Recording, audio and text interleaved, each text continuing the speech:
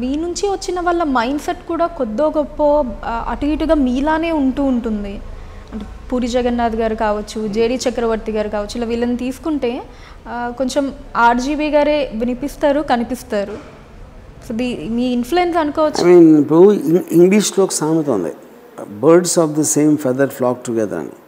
100% ఎక్కడొకటి కొన్ని అంటే ఇద్దరు ఒకలా ఉండకపోవచ్చు, కానీ might be tolerant to the others views. ఇప్పుడు జగన్ నేను చాలా డిఫరెంట్ కైండ్ ఆఫ్ సినిమాలు చేస్తాం, కానీ జనరల్ లైఫ్ గురించి మా థాట్ ప్రాసెస్ సిమిలర్గా ఉంటాయి.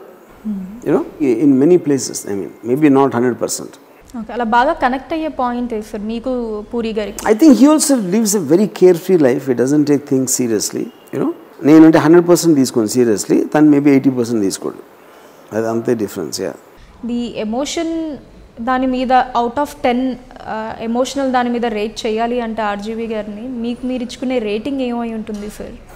నేను రేటింగ్స్ నాకు ఎనీ టైం నా ఫీలింగ్ వేరు ఉంటుంది, ఆ ఫీలింగ్ కూడా మారుతూ ఉంటుంది. సో నాకు కన్సిస్టెన్సీ అనేది ఉండదు అసలు. నాకు నేను ఇలా గాలిలో తిరుగుతూ ఉంటాను, అది అంతేగాని నాకు ఒక నిలకడ అనేది ఉండదు నాకు. ఆర్జీవి గారు ఇప్పుడు చాలా ఫినాన్షియల్ క్రైసిస్లో ఉన్నారు, బాగా డెప్స్ అయ్యాయి అని చెప్పి అంటూ ఉన్నారు. Is it true sir? అది కూడా ఇందాక చెప్పింది కదా, ఇప్పుడు మనిషికి ఇమాజినేషన్ ఉన్న వాళ్ళందరి గురించి అలా అన్నారా అవును కాదు అని నేను ఎప్పుడు ఆన్సర్ ఇవ్వను. నా గురించి ఆలోచించే వేరే వాళ్ళ గురించి ఆలోచించడానికి నా దగ్గర టైం లేదు. యా, సో ఎవరికి ఏం ఆనందం వస్తే వాళ్ళు ఏం ఇమాజిన్ చేసుకుంటే వాళ్ళు చేసుకొని ఉండే. ఐ డోంట్ నో వాళ్ళ హ్యాపీనెస్కి నేను అడ్డురాను.